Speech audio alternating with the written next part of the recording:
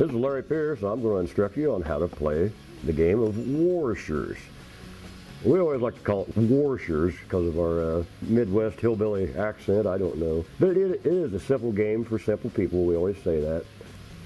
You just take 4 industrial-sized washers and throw them in a plywood box with a hole in it. And of course, alcohol has to be involved. You can't play washers without drinking. The version I'm going to show you right now is the one me and my friends play here in Indiana. It's really pretty simple to build a washer game. One 4x8 sheet of plywood you can get 2 games out of, and 15 feet of rope and some carpet. And the washers themselves are kind of hard to find, really. I order mine from a hardware store, and I suppose you could probably order them from any hardware store. Just paint them 2 different colors so you know whose is whose. It'd probably be easier if you just go to dirtycountrymovie.com and download the dimensions. Okay, the next thing would be make sure you have another drink. The more you drink, the better you hit the hole. You can play the game just 1-on-1, or you can play with 2-on-2. And if you're playing partners, your partners stand at the opposite end. And some people are better than others, so we just draw for partners, so you never know who you're going to get. You just hope you get somebody good, like one of my friends, Steve or Denny. There's several of them that's pretty good. And we start by flipping a coin, and whoever wins the flip gets to pick their color and go first. That's very important. We call it having position.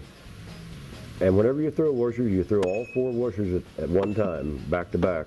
And you can stand wherever you want, just as long as your foot don't go past the front of the board. Everybody will bitch about that, though. Like on bowling, they'll say, you scratched. Then after you throw all 4, then your opponent throws 4, and then you tally up the score. And the way you score it's not like horseshoes. There's no points for leaners, but it goes something like this. It's 3 points for 1 in the hole, 1 point for 1 on top of the board. And one washer cancels out another. For instance, if the opponent gets 1 on the board and you've got 1 on the board, it cancels it out. It sounds a little complicated, but it's really not. But I'll give you some examples. Like if you've got 3 washers on top and nothing in the hole, and the other team gets 1 washer on top and nothing in the hole, the first team gets 2 points. Another example is if one team gets 1 washer in the hole and nothing on top of the board, and the next team gets all 4 washers on top of the board, but nothing in the hole, the first team gets 3 points because they got 1 in the hole. The ones on top don't mean anything. The first team to get to 21 is the winner.